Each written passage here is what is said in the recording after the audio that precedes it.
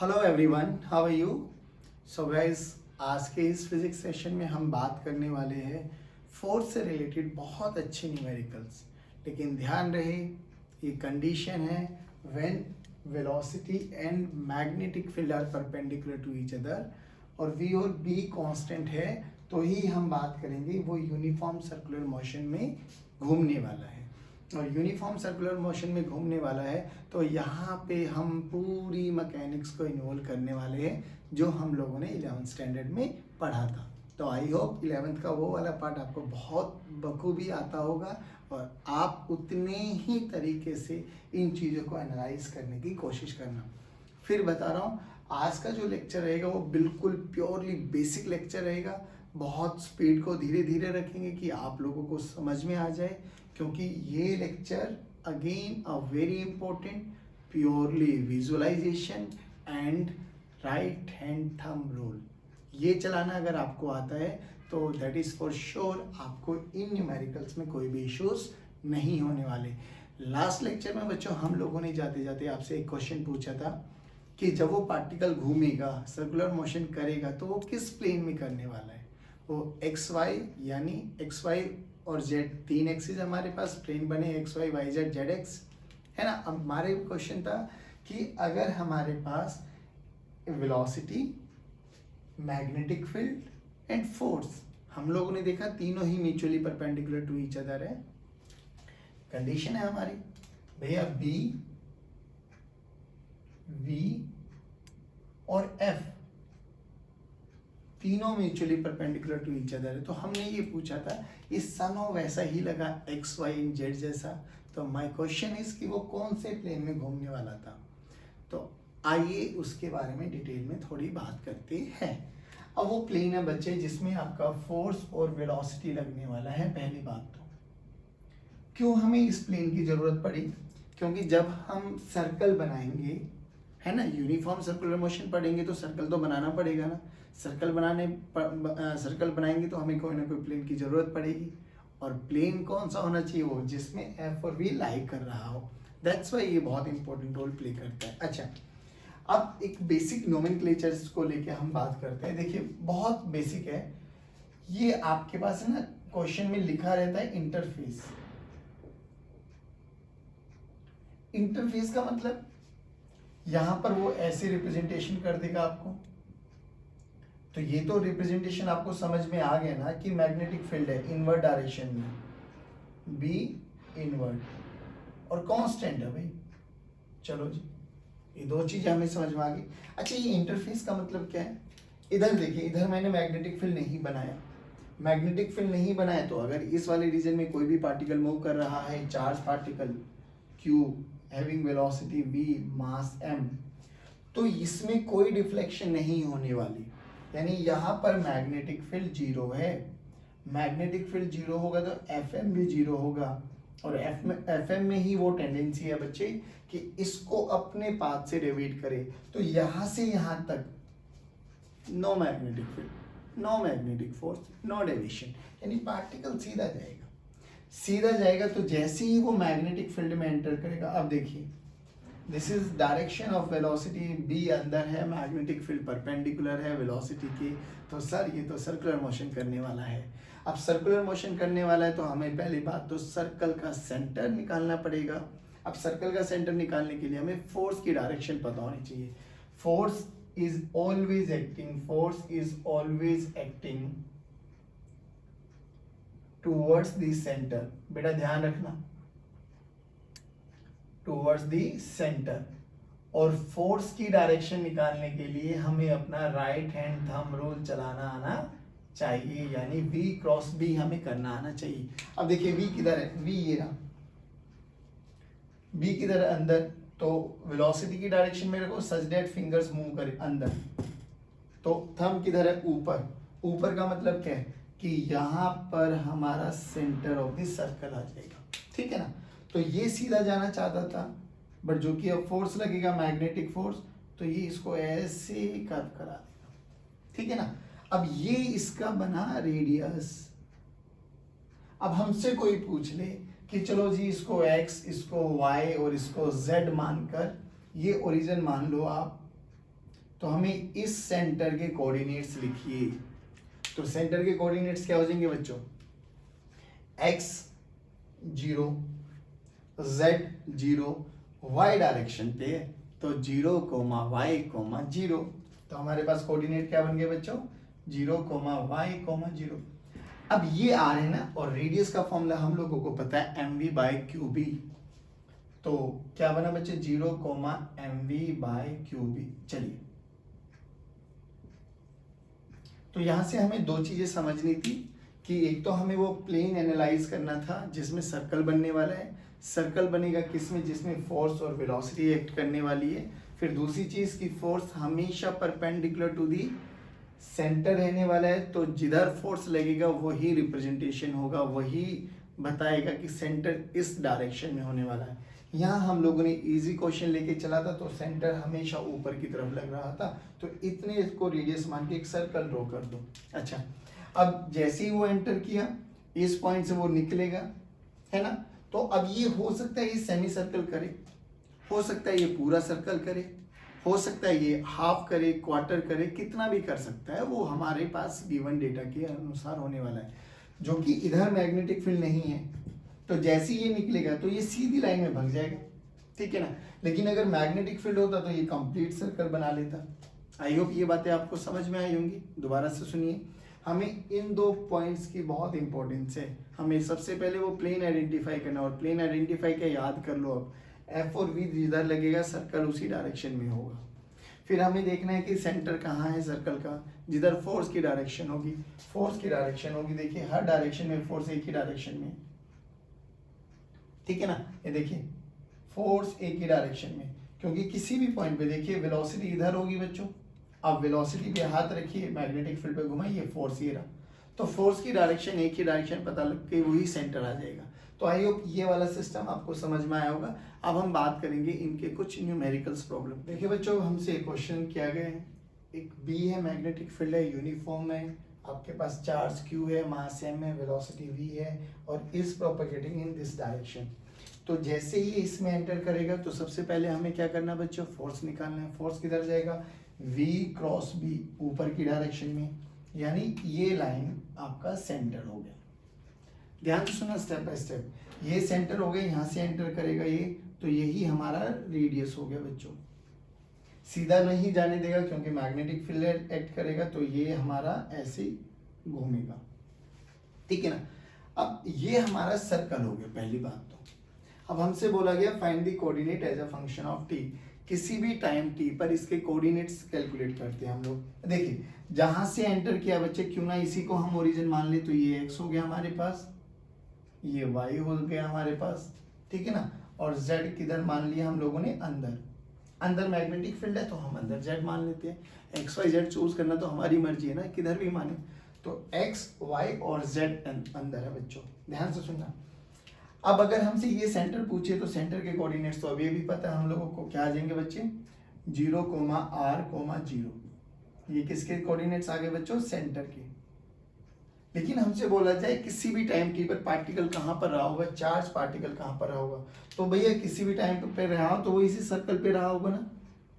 इसी सर्कल में से कोई भी एक पॉइंट चूज कर लेते हैं। मान लो ये पॉइंट चूज हो गया हमारे पास P। अब इस P के हमें कोऑर्डिनेट्स निकालने हैं। ध्यान से सुनिए बच्चों, P में अगर हम बात करें तो ये हमारे पास हो गया y और ये हमारे पास हो गया x, यानी ये पार्टिकल x, y हमें इसके कोऑर्डिनेट्स चाहिए। As a function of time निकालना है बच्चों हमें। अब टाइम में हमें गिवन क्या क्या, हमें तो उसका q गिवन है, m गिवन है, v गिवन है, b गिवन है। तो हमें रेडियस का तो फॉर्मूला पता है mv/qb, यानी r हमें पता लग गया, mv/qb। यही गिवन पैरामीटर्स है हमें, और इन्हीं के टर्म्स में हमें अपना आंसर लिखना है। चलिए जी स्टार्ट करते हैं। अब ये बताइए, जब ये पार्टिकल यहीं पर था, सेंटर के रेस्पेक्ट में ओरिजिन पे था, और फिर ये घूमने लगा, धीरे धीरे धीरे धीरे घूमने लगा, और घूमने लगा तो यहाँ पे किसी भी टाइम टी पर यहाँ पे पहुंचा ये, तो इसने एंगुलर डिस्प्लेसमेंट किया ना कुछ, ध्यान से देखना। ये थीटा इसका एंगुलर डिस्प्लेसमेंट हुआ बच्चों, वेरी गुड। बट अगर याद करें हम लोग तो ये भी तो आर ही बना ना सर, क्योंकि सर्कल के सेंटर से किसी भी पॉइंट को ज्वाइन करे, सर्कल के सेंटर से किसी भी पॉइंट को ज्वाइन करे तो वो रेडियस ही कहलाया जाता है, ये आर। अब वो चला कितना, अब उस पे थोड़ी सी चर्चा करते हैं। देखिए रियलिटी में तो वो चला तो x में तो इतना चला और y में इतना चला, ठीक है ना। तो क्यों ना इस r के दो कंपोनेंट किए जाए बच्चों। ये देखिए ये कंपोनेंट कितना हो गया, थीटा ये है बच्चों, तो ये वाला टूटेगा कोस थीटा में, यानी ये वाला पार्ट टूटा r कोस थीटा और ये वाला पार्ट टूटा r साइन थीटा, ठीक है ना। तो हमें समझ में आ गया x तो किसके बराबर है, r साइन थीटा। r क्या, रेडियस, रेडियस का साइन थीटा वाला कंपोनेंट, तो x की वैल्यू तो हमें पता लगी बच्चों r साइन थीटा। अब ये थीटा क्या है बच्चों, एंगुलर डिस्प्लेसमेंट। एंगुलर क्या है, मान लो वो ओमेगा स्पीड से चल रहा था t टाइम में, तो थीटा की वैल्यू क्या होती है बच्चों, ओमेगा इंटू टी। तो क्यों ना x की वैल्यू को मैं r sine of omega t लिख दूं। देखो आगे ना coordinate as a function of time t। अब चलिए अब y हमें ये निकालना, ओरिजिन से x एक्सिस से y इतना है, लेकिन हमें ये पता है कंप्लीट है r, क्योंकि रेडियस है बच्चों। देखिए ये ओरिजिन था, ओरिजिन से ये सेंटर है, तो ये तो दूरी हमें पता लगी यार।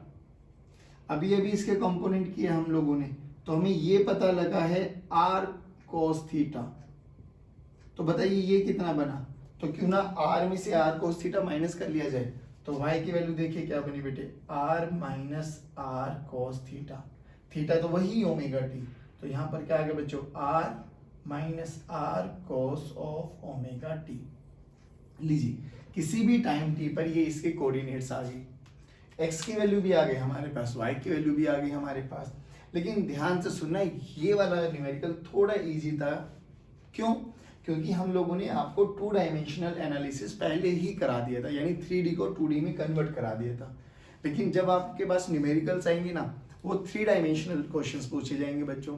तो अब हमें बड़े बेसिक IQ से उस 3D को 2D में कन्वर्ट करना है, और 2D में भी कौन सा प्लेन लेके आना है, वो वाला प्लेन लेके आना है जिसमें फोर्स और वेलोसिटी होगा। देखिए वेलोसिटी इधर था x में, फोर्स इधर था y में, तो मैंने एक्स वाई बनाया। और रिप्रेजेंटेशन z को मैं किससे बना सकता हूँ, क्रॉस से या डॉट से, वो मेरी चॉइस है। मैं चाहूँ अंदर पॉजिटिव लूँ, मैं चाहूँ बाहर पॉजिटिव लूँ, that is totally my choice. तो आपको क्या करना है, 3D को 2D में कन्वर्ट करना है सिमिलरली इन दिस फैशन। और इस बोर्ड पे कौन सा प्लेन रखना है, अपनी कॉपी पे कौन सा प्लेन रखना है, जो x यानी वेलोसिटी और जो y यानी फोर्स वाले प्लेन को आपको ही इस पे ही ड्रॉ करना है।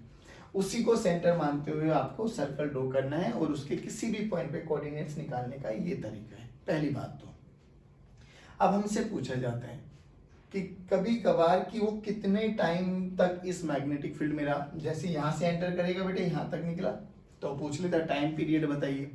तो ऐसे बहुत सारे क्वेश्चंस यहाँ पे बन सकते हैं। अच्छा कभी कभार क्या हुआ, मैग्नेटिक फील्ड बीच में ही खत्म हो जाती है, तो यहाँ से बोला जाए यहाँ तक ही मैग्नेटिक फील्ड है, तो यहाँ के बाद वो सीधा यहाँ से निकल जाएगा। अगर मैग्नेटिक फील्ड पूरे में ना हो और मैग्नेटिक फील्ड केवल और केवल इस रीजन में आ जाए, तो यहां से तो चला यहाँ तक घूमेगा फिर बाहर निकल जाएगा। तो कई बार वो डेविएशन भी पूछा जाता है। सब बारी बारी पढ़ने वाले हैं, बट ये आपको अब समझ में आया होगा। चलिए जल्दी मेक अ नोट।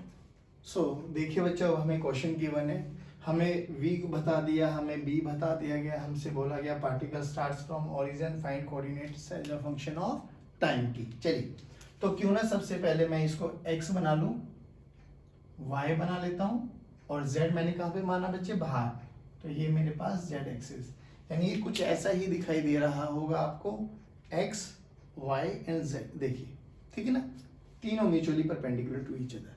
चलिए अब यहाँ पे एक तरीका सिखाऊंगा कि कैसे हम 3D को 2D में अपने डिजायर के अकॉर्डिंग कन्वर्ट करते हैं। चलो तो बोला गया वेलोसिटी किधर है बच्चों, वेलोसिटी x एक्सिस में, यानी v not I cap. Magnetic field किधर है बच्चों, v not j cap y direction में। फोर्स किधर लगा, तो सबसे पहले तो फोर्स का प्लेन, फोर्स निकालिए। तो फोर्स के लिए तो भैया वही आ गया भैया, क्यू वी क्रॉस बी। मान लो जो भी पार्टिकल है, ये पार्टिकल है, इसका मास m है, चार्ज q है, वेलोसिटी v नोट आपको गिवन ही है। चलिए तो v पे हाथ रखिए, v पे हाथ रखा, कहाँ पर जाना है, ऊपर जाना है, तो ऐसे रख के ऐसे जाएंगे। फोर्स बाहर है, यानी फोर्स k डायरेक्शन में। वेरी गुड, फोर्स किधर है बच्चों, जो भी आएगा k डायरेक्शन में आया। अब हमें चाहिए कौन सा, हमें बोर्ड पे कौन सा प्लेन बनाना है, हमें तो F और V वाला बनाना है। F किधर है K में, V किधर है X में, तो Y को खत्म करना है बोर्ड से। अब देखिए थोड़ा सा समझने की कोशिश करना, खत्म भी हो जाता है। This is X, Y and Z। हमें ये ब्लू और रेड वाले प्लेन को बोर्ड पे बनाना है बच्चों। तो देखिए क्यों ना मैं इसको थोड़ा सा टिल्ट कर दूं ऐसे, है ना। तो ब्लू रहा, ब्लैक रेड हो गया, और रेड कहाँ, ब्लैक कहाँ चला गया, अंदर। अंदर बोले तो इनसाइड द प्लेन, ठीक है ना, इनसाइड द प्लेन यानी, और इनसाइड द प्लेन कौन गया, वाई, और वाई पे कौन है, मैग्नेटिक फील्ड। तो देखिए अब हमने क्या बोला, वाई अंदर यानी मैग्नेटिक फील्ड अंदर। देखो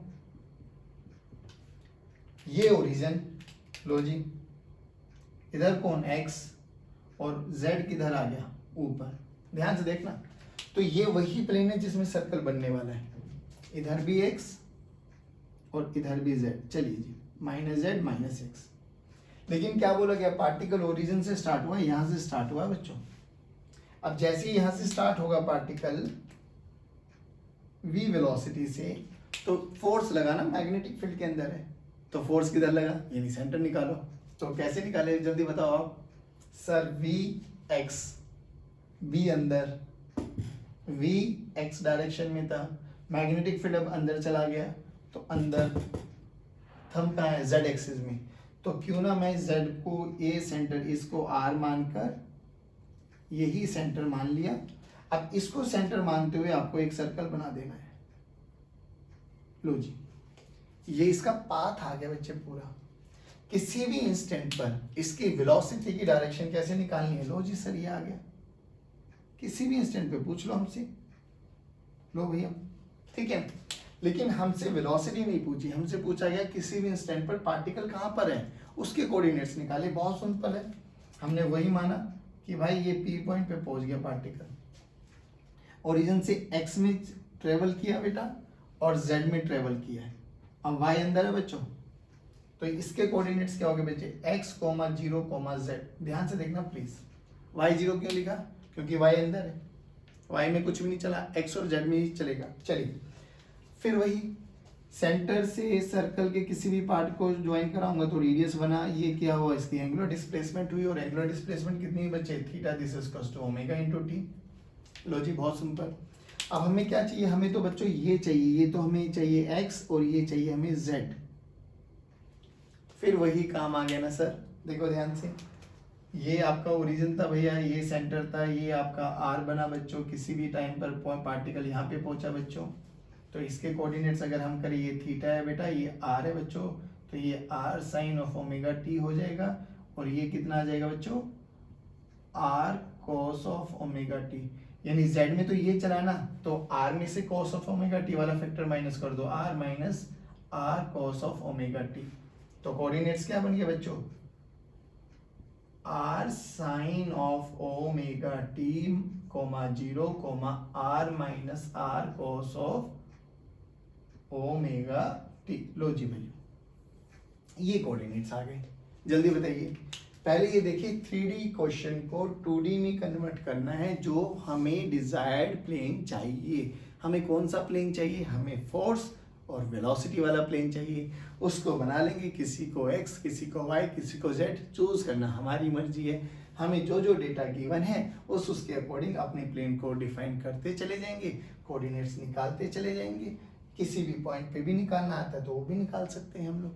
बताइए समझ में आया क्या, जल्दी बताइए, कमेंट बॉक्स में लिखिए जल्दी, यस या नो। Very good. चलिए बच्चे अब नेक्स्ट क्वेश्चन देखते हैं। इस क्वेश्चन में कुछ ज़्यादा नहीं किया हम लोगों ने, बट डायरेक्शन चेंज कर दी। यानी जिस पे पहले हम लोगों ने वेलोसिटी माना था, अब वहाँ पे हम लोगों ने मैग्नेटिक फील्ड ले लिया, एंड वाइस वर्सा। अब देखिए इसमें फिर वही पूछा गया, find coordinates as a function of time t। तो क्यों ना इस क्वेश्चन को भी करने की कोशिश करते हैं।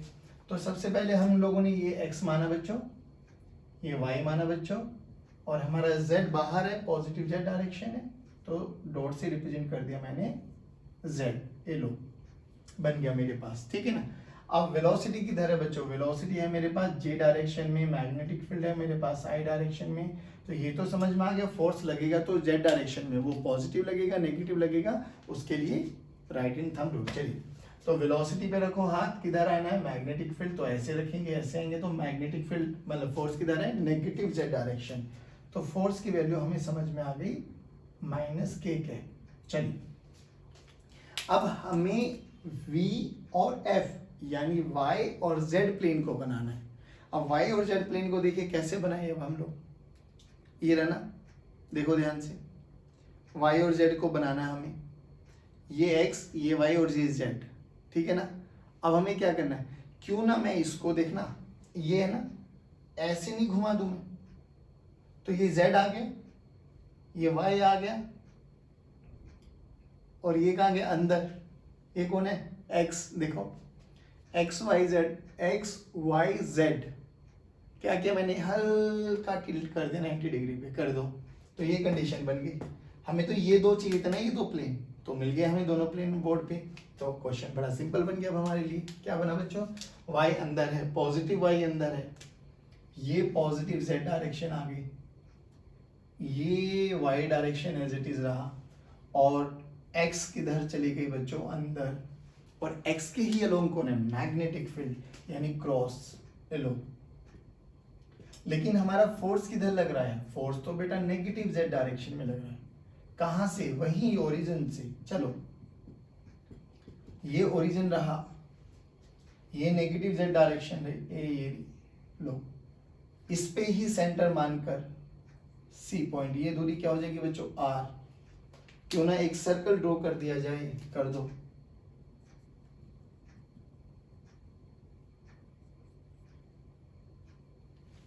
देखो ये R मान के ना एक सर्कल ड्रॉ कर दिया मैंने, सेंटर ये मान लिया, और ये रेडियस R, तो रेडियस R मानते हुए सर्कल थोड़ा अच्छा बना लेते हैं हम, यहां से स्टार्ट हो जाएगा ना ये,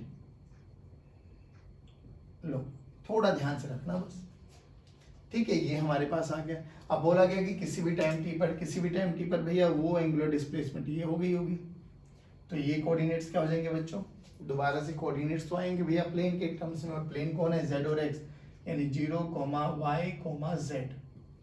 देखते हैं क्या आते हैं, वो विद साइन रख लेंगे वैल्यू। चलिए अब वही थीटा है, ये r है, तो भैया y में तो यही चला, y तो पॉजिटिव चला, कितना चला बच्चे, y में ये कंपोनेंट हो गया हमारे पास r cos थीटा, और ये कंपोनेंट हो गया हमारे पास r sin थीटा, यानी y तो बना हमारे पास r sin थीटा, ये कंपोनेंट था हमारे पास बच्चे रेडियस, और ये हमारे पास आया r cos थीटा। ध्यान से देखना, डायग्राम बनाता हूं दोबारा, ये वाला प्लेन, ये वाला पार्ट, ये वाला पार्ट, ये हमें समझ में आ गया, ये तो हमारे पास बना r sin थीटा, ये हमारे पास बना r cos थीटा, यहां से यहां तक ये कंप्लीट है हमारा r, ये हमारा ओरिजिन। तो हमें तो ये निकालना है ना बच्चों, बस खाली कितना ओरिजिन से कितना चले r, ये रहा, तो r minus r cos theta, लेकिन इधर है नेगेटिव है, तो z की वैल्यू क्या आ जाएगी बच्चों, r minus r cos of theta minus sine, तो z की वैल्यू क्या आ गई बच्चों, minus of r cos of omega t, y की वैल्यू क्या आ गई बच्चों, r sin of omega t। चलिए कोऑर्डिनेट्स क्या बने बच्चों, 0, r sin of omega t minus r cos of omega t। चलिए तो आई होप अब ये कैसा भी क्वेश्चन क्यों ना आ जाए, आप लोग इन क्वेश्चन को करने में कैपेबल रहे होंगे। फिर मैं कहूँगा दोबारा से रिकैप करते, इन क्वेश्चंस को करने का बहुत सिंपल सा तरीका है। सबसे पहले प्लेन को डिसाइड कीजिए, प्लेन को 3D से 2D में बनाने की कोशिश कीजिए, फोर्स कैलकुलेट कीजिए, जिधर फोर्स लगेगा सेंटर से, जिस भी पॉइंट से, ओरिजिन से जो भी माना है, ओरिजिन से सेंटर के बीच की दूरी को रेडियस मानते हुए एक सर्कल ड्रॉ कर दो। सर्कल ड्रॉ करते हुए हम लोगों को यहाँ पर पहुंचना है बच्चों, तो एंटी क्लॉकवाइज डायरेक्शन में हम लोगों के पास जो भी एंगल आएगा, एंगुलर डिस्प्लेसमेंट जितना भी आएगा, वहां किसी भी टाइम टी पर पार्टिकल कहीं पर भी पहुंच सकता है, तो हम उस टी टाइम पर उसकी कोऑर्डिनेट्स कैलकुलेट कर सकते हैं, वो हमारे पास टी के फंक्शन में आ जाएंगे। चलो आई होप ये वाली टाइप आपको समझ में आई होंगी, हमें कोऑर्डिनेट्स कैलकुलेट करने आ गई हैं। अब हम बढ़ते हैं इसमें नेक्स्ट, कि अगर हमें किसी भी पॉइंट पर पार्टिकल को इस पाथ से निकालना है, किसी भी पॉइंट पर, ठीक है ना, मान लो ये चलते चलते चलते चलते कहीं पे भी निकल गया, हमें डेविएशन पूछा गया कि इसने कितना डेविएट किया है, तो वो एंगल ऑफ डेविएशन हम कैसे कैलकुलेट करेंगे, अब उसके बारे में थोड़ा सा एनालिसिस करते हैं। चलिए गाइस, तो ये वाला अब आपका होमवर्क क्वेश्चन है, बिल्कुल सेम वैसे ही पैटर्न पे आपको उसके कोऑर्डिनेट्स कैलकुलेट करने हैं as a function of time t. अब हम बात करेंगे एंगल ऑफ डेविएशन। तो एंगल ऑफ डेविएशन से पहले थोड़ा सा समझने की कोशिश करते हैं कि ये डेविएशन एंगल हम किसके रिस्पेक्ट में बात करेंगे। चलिए, तो हम लोगों ने बोला वही ये मैग्नेटिक फील्ड है, यूनिफॉर्म मैग्नेटिक फील्ड है, पूरे रीजन में है बच्चों, ज़्यादा नहीं बना रहा जिससे आपका डायग्राम में इजीली समझ पाए। अब देखिए, मान लो कि एक कोई भी चार्ज है, क्यू चार्ज है, मास m है और having velocity v। Magnetic field अंदर है, वेलोसिटी इधर है, तो 90 डिग्री है, यानी वो वाली कंडीशन हमारी सेटिस्फाइड हो रही है। तो जैसे ही ये एंटर करेगा तो इस वाली लाइन को, जिस लाइन के अलोंग एक्सिस मतलब वेलोसिटी है तो वो x मान लेते हैं, ये हमारे पास y हो जाता है, ठीक है ना। अब फोर्स किधर लगा बेटा, v क्रॉस b, तो सेंटर हमें पता लग गया।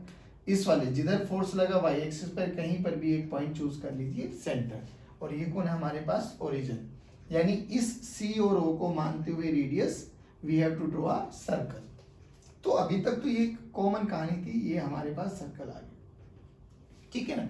अब हमसे बोला गया कि किसी भी पॉइंट पर ये कितना डेविएट हुआ, किससे। देखिए, इनिशियली अगर मैं हॉरिजॉन्टल एक्सिस और v के बीच का एंगल देखूं तो v और x के बीच का एंगल 0 डिग्री। किसी भी पॉइंट P पर मान लो हमारे पास पार्टिकल यहां पर आ गया, P पार्टिकल पर वो अपना हॉरिजॉन्टल के रिस्पेक्ट में कितना एंगल डेविएट हुआ ना। एंगल क्या था, वेलोसिटी और हॉरिजॉन्टल एक्सिस के बीच में, तो इनिशियली 0। तो इस पॉइंट पर अगर मुझे वेलोसिटी कैलकुलेट करनी पड़ जाए तो वेलोसिटी कैसे कैलकुलेट करूं, we have to draw a tangent, तो ये तो रहा v। और हॉरिजॉन्टल एक्सिस क्या करेंगे बच्चों, ये रही हॉरिजॉन्टल एक्सिस। तो जो ये angle banana angle, this is your deviation angle. समझ में आ गया। अब हमें ये चेक करना है ये डेविएशन एंगल कितना होता है। तो क्या बड़ी बात है, एक बार बताओ, इस पॉइंट पर सेंटर से अगर मैं लाइन ड्रॉ कर दूं तो ये मेरा r बना रेडियस, ये सेंटर से कितना एंगल थीटा, ये 90 डिग्री, तो ये कितना बना बच्चों 90 माइनस थीटा। अब एक बार बताइए, अगर इस रेडियल लाइन को मैं आगे एक्सटेंड करूं तो इस रेडियल लाइन में और इस टेंजेंट लाइन में कितना एंगल है 90 डिग्री। रेडियल लाइन, ये रेडियल लाइन और ये टेंजेंट 90 डिग्री, ठीक है ना, परफेक्ट ना, वेरी गुड। तो अब हमें ये समझ में आ गया, ये तो डेल है, तो ये कितना बनेगा बच्चे 90 माइनस डेल, 90 माइनस डेल। एक चीज और बताओ, ये वाला एंगल और ये वाला एंगल दोनों एंगल बराबर है, वर्टिकली अपोजिट एंगल, तो मैं लिख सकता हूँ 90 minus theta, this is equals to 90 minus del, 90 90 cancel out, minus theta equals to minus del, minus minus cancel out, तो theta is equals to del. यानी जितना एंगल वो सेंटर से सस्टेन करेगा ना, एंगुलर डिस्प्लेसमेंट जितना होगा उतना ही डेविएशन एंगल होने वाला है उस पॉइंट पर। इस P पॉइंट पर एंगुलर डिस्प्लेसमेंट कितना हुआ थीटा, तो डेविएशन कितना हुआ वो भी थीटा के ही बराबर होगा। अब थीटा की वैल्यू कैसे निकालेंगे, थीटा की वैल्यू देखिए ओमेगा टी के बराबर होती है।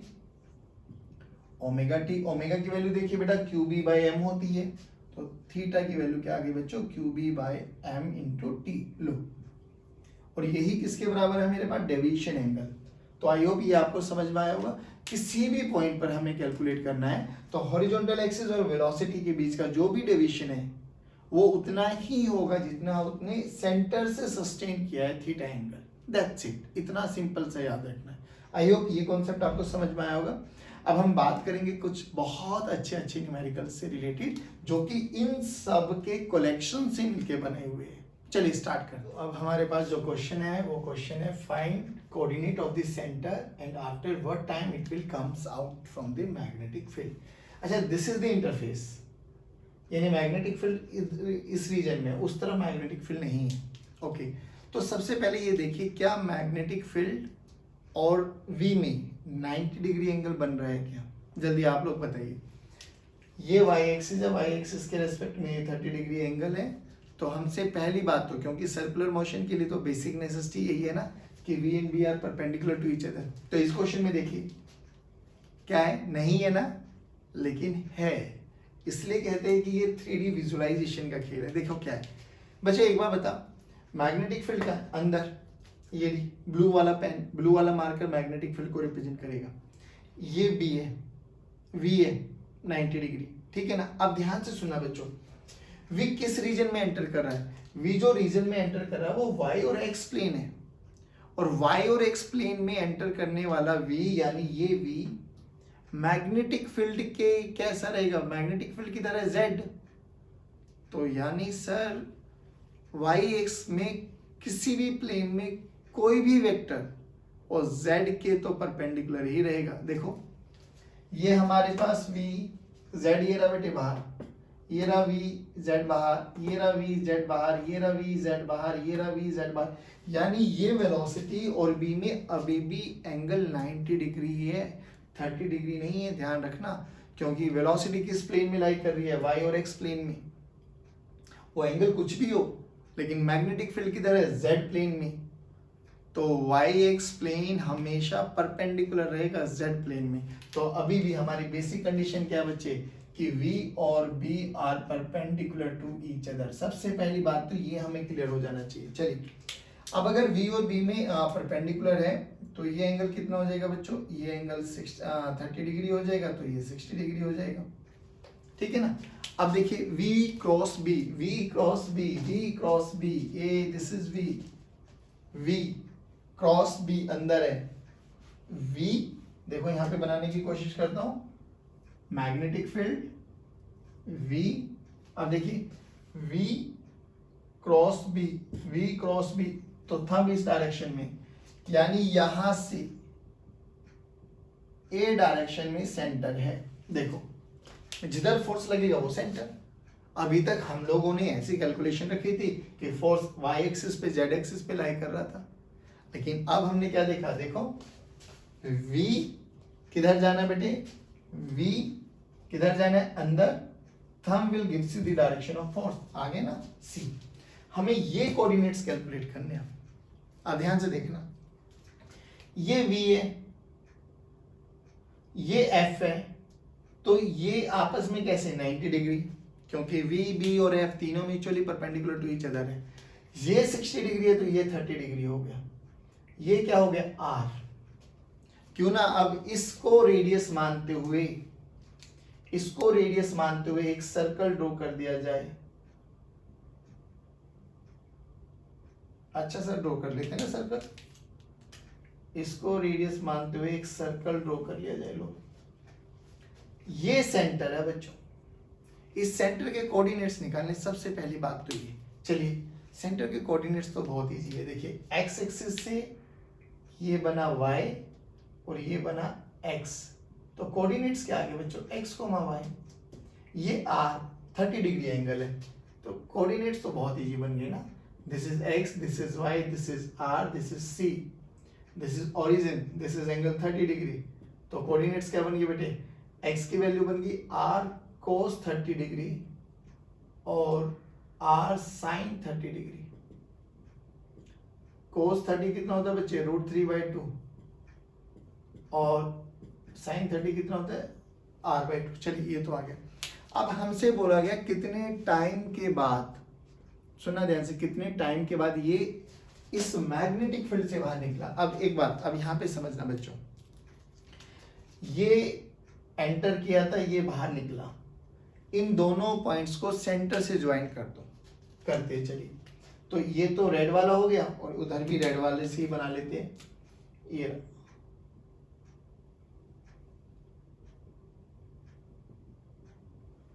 ठीक है ना। अब ये एंगल हमें कैलकुलेट करना है, ये वाला एंगल हमें कैलकुलेट करना है। अब ये कैसे कैलकुलेट करें, ये दुविधा आ गई। लेकिन याद करो, अगर मैं सेंटर से एक परपेंडिकुलर लाइन ड्रॉ कर दूं, परपेंडिकुलर लाइन, तो ये एंगल तो 90 डिग्री बना बच्चे दोनों केसेस में। ये 30 बना तो ये कितना बना बच्चों? 60। ये 90 तो ये कितना बना? 30। तो ये भी कितना बना बच्चों? 30 डिग्री। देखो 90 है ना, रेडियस लाइन है नहीं है। देखिए ये भी रेडियल लाइन, ये भी रेडियल लाइन, ये 90, ये 90, ये 60 डिग्री, तो ये भी 60 डिग्री होगा और ये कितना हो जाएगा बच्चों? 30 डिग्री। तो ये टोटल एंगल कितना हुआ? 60 डिग्री। पूरा सर्कल में कितना होता है बेटा? 2 पाई। 2 पाई बोले तो 360, यानी 360 में से ये एंगल माइनस करो तो ये कितना बना 300, लेकिन हमें एंगल रेडियन में चाहिए बच्चों, तो क्या लिखेंगे 2 पाई माइनस पाई बाई 3, तो कितना मिला हमें 5 पाई बाई 3, ये हमारा एंगुलर डिस्प्लेसमेंट हुआ 5 पाई बाई 3। और थीटा का फॉर्मूला क्या बचे, theta this is equals to omega into T, रखो 5 pi by 3 this is equals to omega into T, omega की वैल्यू रख दो QB by M, 5 pi by 3 QB by M into T, 5 pi M by 3 QB. लो जी, ये time आ गया। तो आपको क्या याद रखना, बिल्कुल बेसिक सा फंडा याद रखना है, क्या कि हमें कोऑर्डिनेट्स निकालने आने चाहिए। कोऑर्डिनेट सेंटर के कैसे निकालेंगे, अभी तक के क्वेश्चन बहुत इजी थे क्योंकि सेंटर वर्टिकल एक्सिस पे लाई कर रहा था, तो हमारे लिए बहुत इजी थे, x0 y0 z जो भी वैल्यू आई थी वो। लेकिन अब अगर किसी दूसरे प्लेन में आ जाए तो xy में yz में आ जाए तो, और सबसे पहले अगर किसी प्लेन में वेलोसिटी दे दी और मैग्नेटिक फील्ड के परपेंडिकुलर है या नहीं है वो होगा, वो हमारे बेसिक कॉन्सेप्ट भी बहुत स्ट्रॉन्ग होने चाहिए। फिर हमसे बोला कि क्या उसके सेंटर ऑफ कोऑर्डिनेट्स आ जाएंगे आगे, फिर हमसे बोला कितने टाइम में वो निकलने वाला है, तो हमने क्या बोला, जिस भी पॉइंट से वो एंटर किया और जहाँ पे निकलेगा उन दोनों को लाइन ज्वाइन कर दो, तो वो सेंटर से उस वाले पार्ट को सेंटर रेडियल लाइंस हो जाएंगी। रेडियल से अलाइंस ने जो एक्चुअल में डिस्प्लेसमेंट उसने एंगुलर डिस्प्लेसमेंट हुआ है ये वाला, वो हमें कैलकुलेट करना है। याद रखिए डिग्री रेडियन में रखना है, डिग्री में नहीं रखना है। तो वो वाला theta this is equals to omega t, वहां से टाइम की वैल्यू आ जाएगी। एक दो क्वेश्चन और कर लेते, प्रैक्टिस आ जाएगी, थोड़ा सा कॉन्फिडेंस लेवल आपका बूस्ट अप हो जाएगा। चलिए स्टार्ट करते हैं। अब वही कि अगर हमारे पास ये इंटरफेस है, ठीक है ना, हमारे पास चार्ज पार्टिकल एस एंटर किया, मास m, charge q, velocity v। तो इस केस में तो हमें समझ में आया बच्चे, इस वाले रीजन में तो मैग्नेटिक फील्ड 0 है, इस वाले फोर्स लगेगा तो डेविएट होगा तो सर्कुलर पाथ को फॉलो करेगा, क्योंकि कंडीशन है v is perpendicular to b। चलिए, तो किधर फोर्स लगेगा वेलोसिटी और मैग्नेटिक फील्ड ऊपर, यानी इस वाली एक्सिस पर कहीं पे भी फोर्स लगने वाला है हमारा। पार्ट को हम लोगों ने रेडियस मानते हुए एक सेंटर ड्रॉ करूं तो ये एक सेमी सर्कुलर पाथ हो जाएगा बच्चों। फिर ये यहां से निकल जाएगा। अब निकल जाएगा तो हमसे पूछा जाता है, बताइए कितना टाइम इसने मैग्नेटिक फील्ड में मतलब पास किया, स्पेंड किया। तो उस सेंटर को दोनों पॉइंट से, जहां से एंटर किया है पार्टिकल और जहां से निकला है, दोनों पॉइंट को ज्वाइन करा दो। ज्वाइन करा दिया तो ये देखिए ये हमारा एंगुलर डिस्प्लेसमेंट हुआ थीटा। इस केस में थीटा कितना हो गया बच्चों, सर थीटा की वैल्यू हो गई पाई।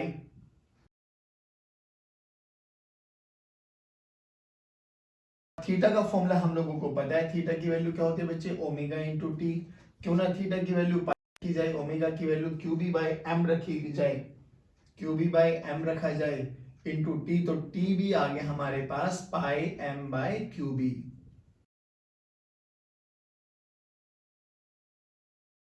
डायरेक्ट ना देके हम लोगों को ऐसे दे दिया कि ये हमारे पास मैग्नेटिक फील्ड है, बी है, यूनिफॉर्म कांस्टेंट है बच्चों। और अब हमारे पास जो भी पार्टिकल है वो कुछ ऐसे v वेलोसिटी से, मास m है, चार्ज q है,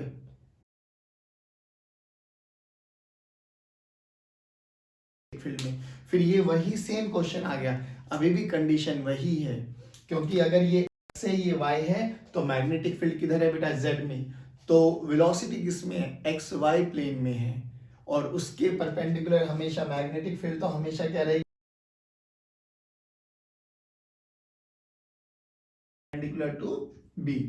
फोर्स देखिए किधर है, जिधर फोर्स है उधर ही सेंटर है। वेलोसिटी मैग्नेटिक फील्ड, तो फोर्स इधर है कहीं पर। चलिए जी, इधर फोर्स है तो कहीं पर भी एक सेंटर मान लो, ये सेंटर है, इस पॉइंट को रेडियस मान के, तो क्या होगा बच्चों, लो जी, ठीक है ना, ये सर्कल आ गया। अब बोला गया कि इस वाले इसमें बताइए, इस वाले केस में बताइए कितना टाइम स्पेंड किया। टाइम के लिए आपको याद क्या करना है, हमेशा सेंटर से दोनों पॉइंट्स को ज्वाइन कीजिए, जहां एंटर किया और जहां से बाहर निकला। लो जी, अब देखिए ये v है, ये आपके पास x एक्सिस थी तो ये एंगल 60 डिग्री बना क्योंकि x are perpendicular to each other. अच्छा, वेलोसिटी और ये फोर्स की डायरेक्शन है, हमें पता है ये भी रिलेशन है, velocity is perpendicular to b is perpendicular to f। एक परपेंडिकुलर लाइन ड्रॉ करूं तो बच्चों ये कितना आ जाएगा 90 डिग्री, ये कितना है 30 डिग्री, तो ये भी कितना है 60 डिग्री। अब ध्यान से सुनना, ये भी 60 है तो ये भी कितना बनेगा बच्चों 60 डिग्री, ये कितना बन जाएगा 30 डिग्री। चलिए जी, बहुत सुंदर। अब एक चीज और समझ में आ गई हमें, इस केस में डिग्री 120 डिग्री ना लिख के हम लोग इसको क्या लिखेंगे 2 पाई बाई 3। 2 पाई बाई 3 तो 1/पाई बाई 3 60 होते ना, 2 से मल्टीप्लाई कर दो। अब इसमें ओमेगा टी फिर दोबारा से टी निकालना, तो ओमेगा टी के बराबर है, टी की वैल्यू कितनी आ गई बच्चों,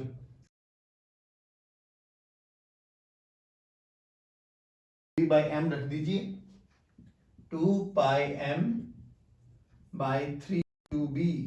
बोलो समझ में आया क्या। हमारे पास कैसे भी केस क्यों ना आ जाए, हम लोगों का तो जो विजन है ना बच्चों वो एकदम क्रिस्टल क्लियर।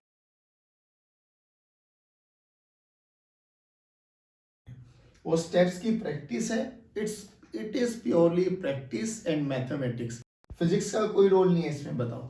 फिजिक्स के बस ये रोल है कि ये कुछ फॉर्मूलेज है जो आप लोगों को याद होने चाहिए, यूसीएम में हम लोगों को पढ़ा है। अब तो प्योर मैथमेटिक्स चलने वाला है, कैसा भी नेक्स्ट वर्जन वाले न्यूमेरिकल्स पे आती है।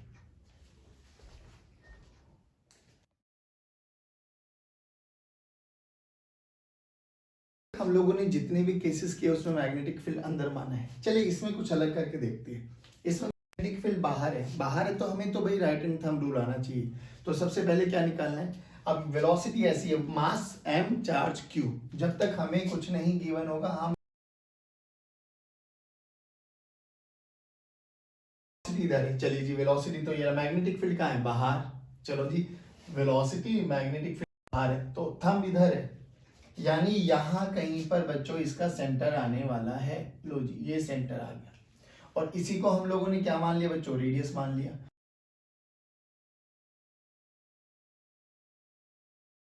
यहां इस पॉइंट से ये बाहर आ जाएगा, इस पॉइंट से ये एंटर करा, इस पॉइंट से ये बाहर आ गया, फिर वही आ गया। Calculate the time spent by the particle in magnetic field. Okay, तो तरीका क्या है, जहां से निकलेगा वहां को भी क्यों ना हम जोड़ दिए जाए, जोड़ते हैं सर। अब देखिए ये 45, तो ये भी 45 डिग्री, यहाँ से एक परपेंडिकुलर लाइन ड्रॉ करूं तो ये 90 डिग्री, तो ये भी कितना आ गया बच्चों 40 डिग्री, ये 45 डिग्री तो ये भी 45 डिग्री। लेकिन हमें ये वाला 90 एंगल नहीं चाहिए, हमें जो आर्क के अंदर बना है, याद है ना, ये वाला एंगल चाहिए। तो ये कितना बन, बात करनी है कि हमें 270 थोड़ी ना चाहिए, हमें तो रेडियन में चाहिए। तो इसको हम क्या लिख सकते हैं 3 पाई बाई 2, क्योंकि पाई बाई 2 क्या होता है 90, 90 इंटू 3 कितना होता है 270, तो 3 पाई बाई 2 आ गया टोटल एंगल। ये थीटा आ गया बच्चों, थीटा की वैल्यू कितनी है बच्चों ओमेगा टी, तो टी की वैल्यू दीजिए, लो जी 2 QB/m। बताइए, मैं फिर कह रहा हूँ practice practice practice, that's it. चलिए इधर आइए, अब हमें कोई जनरल एंगल दे दिया थीटा, कोई नहीं, हमें तो स्टेप समझ में आना चाहिए। अच्छा एक चीज और बताता हूँ, चलिए इधर है बच्चों थीटा एंगल पे वेलोसिटी, इधर है मैग्नेटिक फील्ड भी है, वेलोसिटी उधर है मैग्नेटिक फील्ड भी, वेलोसिटी मैग्नेटिक फील्ड अंदर, तो ये रहा। सोचो सोचो, अगर ये चार्ज क्यों ना हो के माइनस क्यू होता तो क्या होता सर, घर आ जाता सेंटर। तो उस केस में अगर पॉजिटिव होगा तो यहां पर ऐसे सेंटर मान लीजिए, और नेगेटिव होता तो सेंटर बिल्कुल इसके ऑपोजिट एंड पे आ जाता है। ये पॉजिटिव के केस में हम इसको रेडियस मानते हुए बाहर सर्कल, मतलब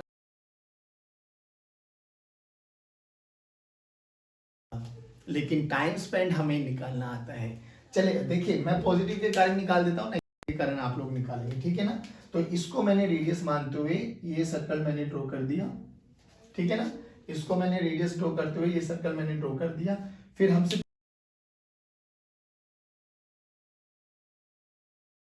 हमें ये थीटा एंगल चाहिए, है ना, ये थीटा एंगल चाहिए। तो ये 90, ये थीटा हो गया बच्चों, तो ये कितना हो गया 90 माइनस थीटा, तो ये कितना हो गया थीटा। 90 डिग्री ड्रॉ किया तो ये 90, तो ये कितना हो गया बच्चों 90 माइनस थीटा, तो ये भी कितना हो गया बेटे 180 माइनस 2 थीटा, यानी पाई माइनस 2 थीटा, पाई माइनस 2 थीटा, ठीक है। अब थीटा को हम लोग क्या लिख सकते हैं, ओमेगा इंटू टी।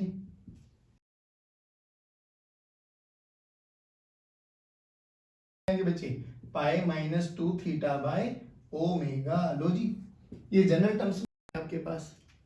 अब ऐसे ही ये क्वेश्चन आप करके दिखाएंगे मुझे, ध्यान से सुनना बेटे, ये आपका होमवर्क क्वेश्चन है। मैग्नेटिक फील्ड है वही, सेम वही question, same minus Q charge, V velocity, ए ये थीटा एंगल पर एंटर है। तो अब ये बताइए इस केस में टाइम स्पेंड कितना होने वाला है। चलिए this is your homework question, उसके बाद हम आगे कंटिन्यू करते हैं।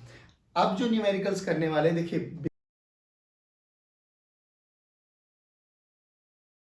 करते हैं अभी न्यूमेरिकल्स के लिए, चले करें स्टार्ट।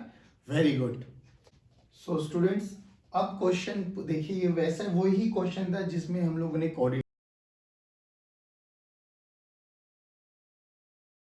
इस मैग्नेटिक फील्ड में रहने वाला है। नाउ थोड़ा सा अलग क्वेश्चन है, कह रहा है what should be the D minimum, ये वाले, ये लेंथ कितनी होनी चाहिए। कई क्वेश्चन में डी के डी से रिप्रेजेंट कर देते हैं, कई बुक्स में टी से रिप्रेजेंट कर देते हैं, तो आप दोनों से ही वाकिफ हो जाइए।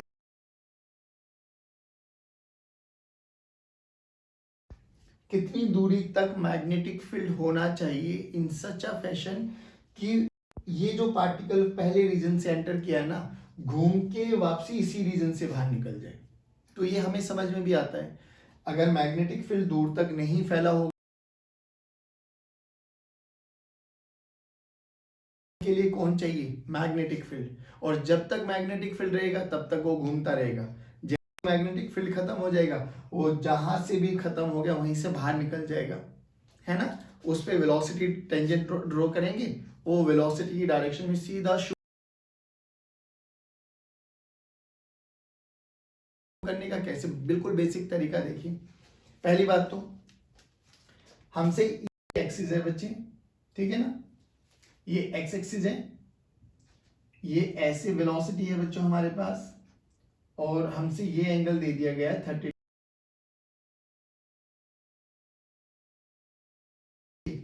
वी और बी, वी और बी यानी सेंटर इधर है। चलो, तो हमने इसको यहां से सेंटर माना ओ। अब इसको रेडियस करते हुए एक सर्कल ड्रॉ कर दीजिए। चलो करते हैं पहले सर्कल, फिर सब।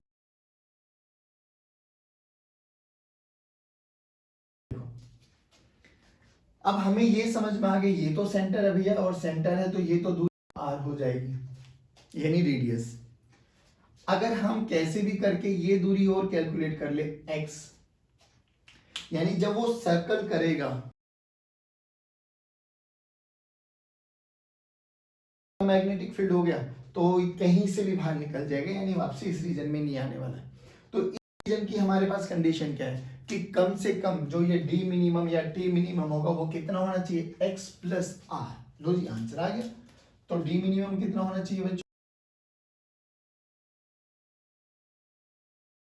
मैग्नेटिक फील्ड होना चाहिए, तभी जाके वो जहां से एंटर किया है ना उसी रीजन से बाहर शूट करने वाला है। अच्छा, अब ये डी मिनिमम कितना है, अब स्टार्ट करते हैं। देखिए अब ध्यान से सुनना बच्चे, जो ये रेड वाली लाइन है ये तो रेडियस आ रही है, ठीक है। अच्छा, ये 60 डिग्री है, ये वेलोसिटी और ये फोर्स, वेलोसिटी फोर्स परपेंडिकुलर है बच्चे, जिसमें से ये 60 आ गया तो ये 30 हो गया, और ये कितना आ गया बच्चों हमारे पास 60 डिग्री। चलिए अभी हमें आर तो पता ही है, क्यों ना आर का,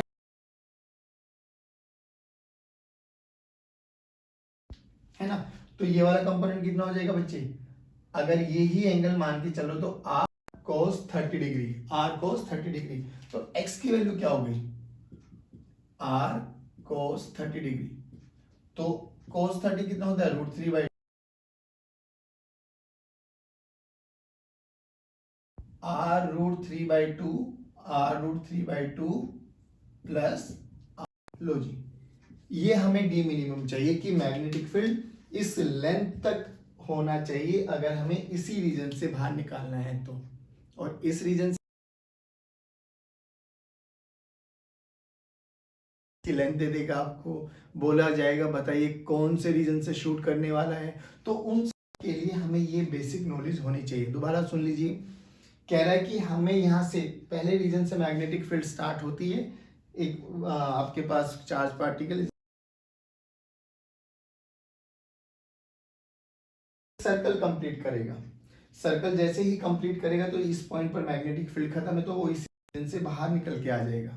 हमसे वही पूछा गया है कि ये बताइए कि ये जो लेंथ है मैग्नेटिक फील्ड कितने रीजन तक फैली हुई होनी चाहिए, कि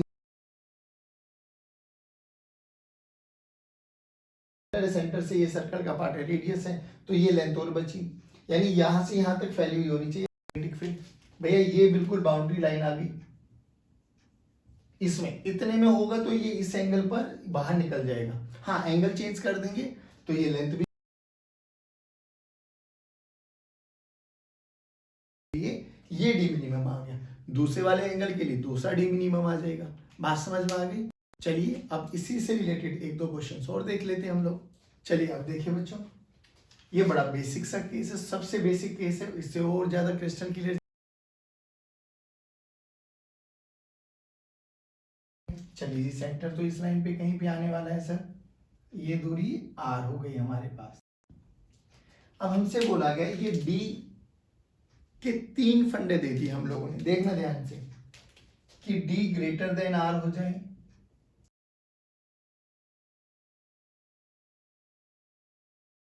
ये रीजन 1 हो जाए, ये रीजन 2 हो जाए, ये 3 हो जाए, ठीक है ना।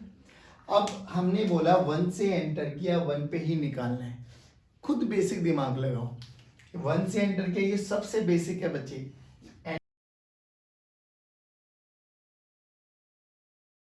और ये ऐसे निकल जाएगा, है ना। सेमी सर्कल करने वाला है, और सर्कल के लिए बेसिक कंडीशन क्या है, ये रेडियस आर है, यानी जब तक डी आर के बराबर या डी ग्रेटर देन आर के बराबर रहेगा तो तब तक टाइम आएगा वो भी हम निकाल सकते हैं। क्या आर की वैल्यू रहेगी, डी की वैल्यू रहेगी, वो भी हम निकाल सकते हैं। आर की वैल्यू क्या हो जाएगी बेटा, फॉर्मूला देख लो, mv/qv। तो ये तो बड़ा बेसिक सा फंडा है, समझ में आ रहा है ना, कि जब तक ये वाली दूरी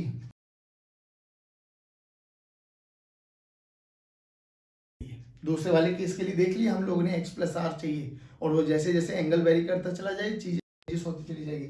सिंपल केस सबसे, एंटर किया, फोर्स निकाला, इसी लाइन पे आने वाला है, यानी ये सेमी सर्कुलर पाथ करने वाला है, तो यही रेडियस चाहिए हमें। तो जब तक डी, ये पार्टिकल पहले ही रीजन में जाएगा, दूसरी मतलब उसी रीजन से वापसी बाहर मारेगा, ठीक। लेकिन अगर ये वाला आ जाए तो अगेन अ वेरी इंपॉर्टेंट, कि जो डी की वैल्यू है ना, यानी जो मैग्नेटिक फील्ड है वो आर से कम है। अच्छा, नहीं करने वाला, वो कहीं भी किसी भी पॉइंट से निकल सकता है। चलो निकालने की कोशिश करते हैं। ये कंडीशन कौन सी बेटा, डी लेस देन आर, यानी मैग्नेटिक फील्ड डी तक नहीं फैली हुई, आर तक नहीं फैली हुई, भी यही रहेगा बच्चों, क्योंकि ए केस में जा रहा है, वेलोसिटी v है, मास m है, चार्ज q है, तो अभी भी फोर्स तो इसी लाइन पे लगेगा। लेकिन अब जब इसको रेडियस मानते हुए हम बात करेंगे तो वो यहां कहीं से शूट कर जाएगा, शूट किया तो सर यहाँ एक हॉरिजॉन्टल लाइन ड्रॉ करेंगे, हॉरिजॉन्टल लाइन x, और v वेलोसिटी में जो एंगल होगा वही डेविएशन एंगल होगा। और एक चीज और बताई थी, जितना एंगल ये सस्टेन करने वाला है यही थीटा, वही डेविएशन के पास क्या है बच्चे, डी है ना। तो ये क्या बना हमारे पास, चलिए हमें डी गिवन है, हमें आर गिवन है, लेकिन कंडीशन क्या है, डी लेस देन आर है। इट में बी एनीथिंग, हमें डी गिवन है। तो यहाँ से हमें डेल नीचे निकालना है ना, और डेल थीटा के बराबर है, तो क्यों ना हम लोग ये आर हो गया हमारा, तो हमें थीटा निकाल लो ना। तो ये क्या बना बच्चों, बेस परपेंडिकुलर। ध्यान से देखो, परपेंडिकुलर और हाइपोटेन्यूज पता है, तो परपेंडिकुलर बाय हाइपोटेन्यूज यानी डी बाय आर क्या होता है बच्चों, साइन ऑफ थीटा।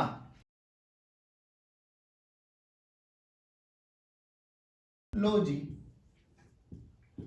अरे बहुत इजी बना सर ये तो। लेकिन आपको यहां से कुछ फंडेस क्लियर हो जाने चाहिए कि ये जो डी मिनिमम है ये कुछ भी हो सकता है, किस डी मिनिमम पे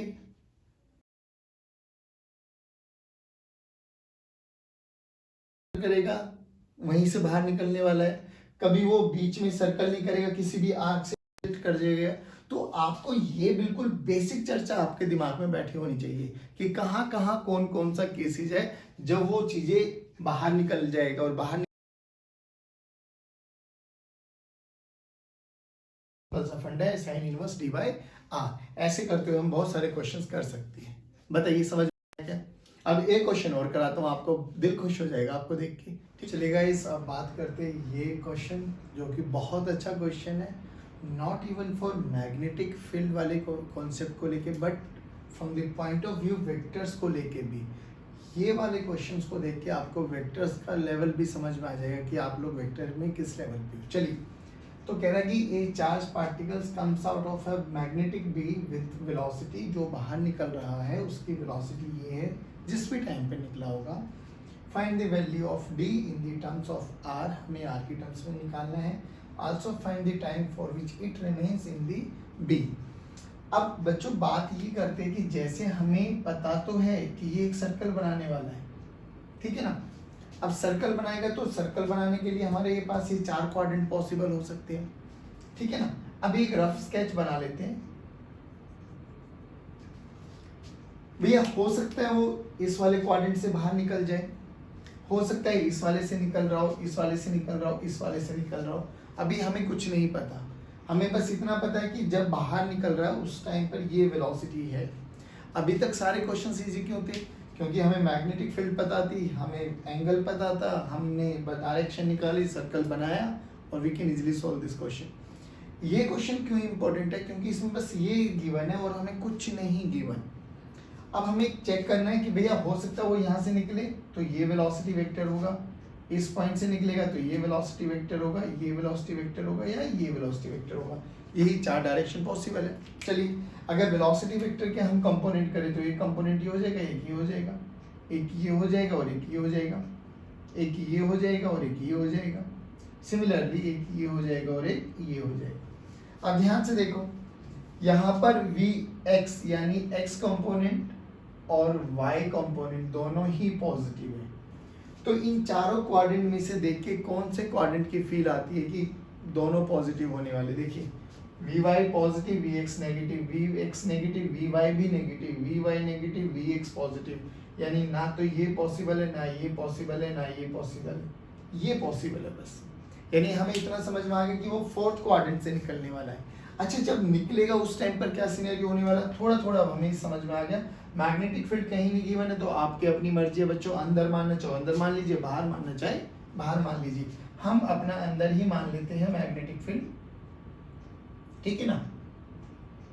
और मान लो यहां से एंटर किया और ये वो डी है, जो कि डी लेस देन आर है, ये तो पक्की बात है, क्योंकि इस वाले रीजन से अगर एंटर करता और d less than greater than r होता या इक्वल टू r होता तो कंप्लीट सर्कल करके रीजन 1 में ही बाहर निकलने वाला था, ठीक है सर। तो अब d कितना है हमें नहीं पता, हमें निकालना है, ये वेलोसिटी है, ये x एक्सिस के रेस्पेक्ट में हम लोगों ने मान लिया एंगल थीटा बना रहा है। ध्यान से सुनना बच्चों, अब तो वेलोसिटी ये रहा, ठीक है, फोर्स इस डायरेक्शन में, ये हमारे पास सेंटर आ गया इसका, सेंटर को ज्वाइन कर दीजिए, ये हमारा रेडियस आ गया। इस रेडियस को ड्रॉ करते हुए एक सर्कल बना लीजिए, यानी एक सर्कल की आर्क मैं अगर ड्रॉ करूं तो ये मेरे पास एक सर्कल आ गया। तो जी इस P पॉइंट पर, फोर्थ क्वाड्रेंट है, P पॉइंट पर एग्जिट करेगा, तो A पॉइंट पर एग्जिट किया तो ये उसका वेलोसिटी वेक्टर आ गया जो हमें गिवन है। अच्छा, वेलोसिटी वेक्टर आ गया तो ये मान लो वही एंगल थीटा मान लेते हैं। ठीक है बच्चों, ये एंगल थीटा हो गया तो बच्चों ये कितना हो जाएगा, ये 90 माइनस थीटा हो जाएगा। सर क्या अब हम थीटा कैलकुलेट कर सकते हैं? बिल्कुल कर सकते हैं। कैसे कर सकते हैं, ध्यान से सुनिए। इस v के दो कंपोनेंट कर देते हैं बेटा, एक तो vx आगे कितना आ गया बेटा, v cos थीटा, vy कितना आ गया बच्चों, v sin थीटा। ध्यान से देखिए, जब वो निकल रहा है क्या उसका वेलोसिटी वेक्टर गिवन है? Yes sir. तो कंपेयर करते हैं, v cos थीटा किसके बराबर बच्चों, v/2, तो v cos theta this is equals to v/2, तो v will cancel out, cos theta की वैल्यू आ गई 1/2, cos थीटा की वैल्यू होती है बटे 60 डिग्री पे, तो थीटा आ गया 60 डिग्री। लो जी, ये आ गया 60 डिग्री और ये हो गया हमारे पास 30 डिग्री। चलिए, तो बच्चों थीटा की वैल्यू कितनी आ गई, 60 डिग्री आ गई हमारे पास। यहाँ से भी करेंगे तो थीटा की वैल्यू 60 डिग्री आ जाएगी। अब ध्यान से सुनना, देखो अगर मुझे यहाँ से एक हॉरिजॉन्टल लाइन ड्रॉ कर दूं मैं, ठीक है ना, अब देखते हैं ये एंगल कितना बनने वाला है। ये तो आ रहा है, ये भी आ रहा है बच्चों, ये थीटा है हमारे पास, तो ये फोर्स लगा तो ये कितना बना बच्चों, 90 माइनस थीटा। ये कितना बना बच्चों, थीटा। ये कितना बच्चों, 90 है ना, तो ये कितना बना बच्चों, 90 माइनस थीटा। चलिए अब ध्यान से देखिए, ये थीटा, ये 90 माइनस थीटा, तो ये भी कितना बच्चा बना है, थीटा। ये 90 डिग्री है तो ये कितना बना बच्चों, 90 माइनस थीटा। यानी हमें ये समझ में आ गया ये दोनों एंगल बराबर होने वाले हैं। बराबर होने वाले, तो थीटा की वैल्यू 60 डिग्री आ गई, यहाँ पे 60 डिग्री रख दीजिए। यहाँ पे कितना आ गया बच्चे, 30 डिग्री, तो ये भी कितना आ गया बच्चे, 30 डिग्री। हमें तो ये डी लेंथ कैलकुलेट करनी है ना। देखना, क्यों ना इस आर का ये वाला कंपोनेंट करूँ, तो ये कितना बना बच्चों, यहाँ से यहाँ तक r cos 30 डिग्री। ये भी कितना बना बच्चों, r cos 30 डिग्री। चलिए जी, तो टोटल लेंथ d यही तो है हमें, तो d की वैल्यू कितनी आ गई बेटे, 2r cos 30। cos 30 कितना होता है बच्चों, 2r√3/2। लो जी, r√3 हमें d मिनिमम चाहिए, मतलब d चाहिए कि वो इस वेलोसिटी वेक्टर से बाहर एग्जिट कर जाएगा। अब हमसे बोला गया कितने टाइम में ये रहा है, तो टाइम यहाँ से निकाल लेते बेटा थीटा। देखिए ये 30 पता लग गया, ये 30 पता लग गया, तो स्ट्रेट लाइन का एंगल 180 होता है, 30 30 60, तो ये कितना बना बच्चे, 120 डिग्री। 120 को क्या लिख सकते हैं जल्दी बताइए, 2 × π/3। चलिए, तो थीटा की वैल्यू आ गई बच्चों 2π/3 है ना, तो थीटा की वैल्यू किसके बराबर, ओमेगा टी के बराबर। तो थीटा की value 2π/3, this is equals to omega T, तो टी की वैल्यू भी आ गई बच्चे 2π/3 omega. Very important, very interesting question, दोबारा सुन लीजिए एक बारी। हम लोगों को बोला गया किसी मैग्नेटिक फील्ड रीजन में जो जिस पॉइंट से वेलोसिटी पार्टिकल बाहर आया है उसकी वेलोसिटी वेक्टर हमें गिवन था। अब हमें सबसे पहले ये चेक करना था कि इन चारों क्वाड्रेंट में से वो कहाँ से पॉसिबली बाहर आ सकते हैं। तो हमने देखा कि यहाँ से बाहर आएगा, क्योंकि यहाँ से एक्स और वाई दोनों कंपोनेंट पॉजिटिव थे। फिर हमने बोला कि वो एंटर किया और यहाँ से निकल गया, ठीक है ना। तो फिर हम लोगों ने बहुत जनरल कैलकुलेशन की, प्योरली मैथ्स। तो यहाँ से हम लोगों ने देखा अगर ये ऐसे भी कंपोनेंट में ना रिजोल्व कर पाओ तो आपको डायरेक्ट आंसर भी आना चाहिए। जल्दी बताइए कैसे। अरे सर 11th में पढ़ा था, टेंजेंट थीटा क्या होता है, vy/vx। vy कितना है, v√3/2। vx कितना है, v/2। v ने v को, 2 ने 2 को मारा, तो टेंजेंट थीटा की वैल्यू कितनी है प्यारे बच्चों, √3, यानी थीटा यहाँ से डायरेक्ट भी आ जाएगा 60 डिग्री। मर्जी आपकी है, जैसे आपका दिमाग चले, बट याद रखना कॉन्सेप्ट सही है तो आंसर भी सही आने वाला है। तो आई होप ये बहुत अच्छा क्वेश्चन है बेटे, IIT JEE में पूछा गया था और वही क्वेश्चन आपको कराया। इसलिए कह रहा हूँ IIT JEE कभी भी डायरेक्ट क्वेश्चन नहीं पूछती, घुमा के पूछेगी, कॉन्सेप्चुअली पूछेगी। आपको एक टॉपिक में 3-4 कॉन्सेप्ट को वो एनालाइज कर लेते कि हाँ बच्चे में दम है या नहीं है, रटे रटाए क्वेश्चन कभी नहीं आएंगे। तो चलिए जल्दी से इसको देखिए और नोट डाउन कीजिए। So student, our next question is, अब देखिए ये बहुत अच्छा क्वेश्चन है। अब इसमें बोला गया कि एक particle, charge particle having charge q, mass m, moving with velocity v, enters in region 1 having magnetic field ये। अच्छा, सेकंड रीजन में मैग्नेटिक फील्ड है ही नहीं, और थर्ड रीजन में भी मैग्नेटिक फील्ड है।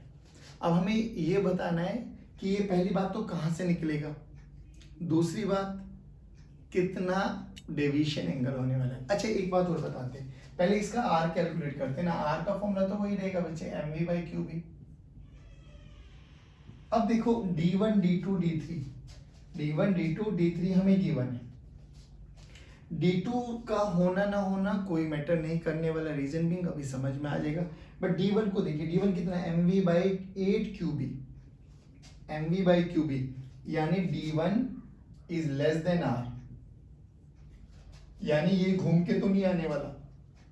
कंडीशन है सेमी सर्कल कब करता है, जब r d के बराबर होता, तो नहीं है, छोटा है, तो यहां से तो निकलेगा ये ऐसे, जिस भी वेलोसिटी से निकलेगा। ध्यान से देखना बच्चों, यहाँ डेविएट हुआ है, रीजन बिंग मैग्नेटिक फील्ड था ना, यहां से यहाँ सीधा जाएगा। क्यों जाएगा याद करो, क्योंकि सर मैग्नेटिक फील्ड ही नहीं है तो अपने पाथ को सीधा प्रोजेक्ट करेगा।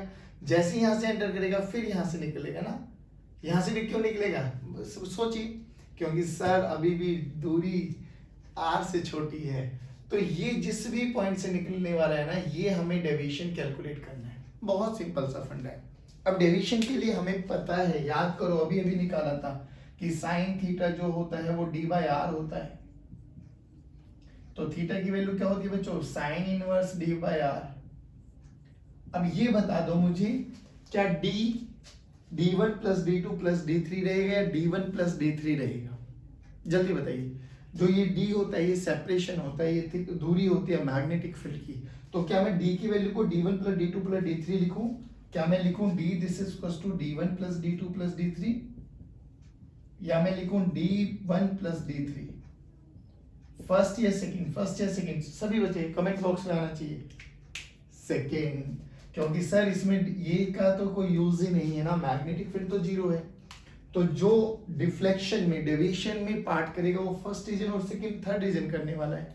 तो फर्स्ट और थर्ड को ये वाला यूज करेंगे हम लोग। तो बोलिए mv/8qb plus mv/8qb this is equal to mv/4qb।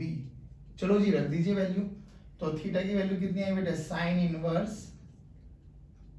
d की वैल्यू रखो mv/4qb डिवाइडेड बाय r की वैल्यू रखो mv/qb। लो जी, mv ने mv को qb ने qb को मारा, तो थीटा की वैल्यू कितनी आ गई बच्चों, साइन इनवर्स 1/4।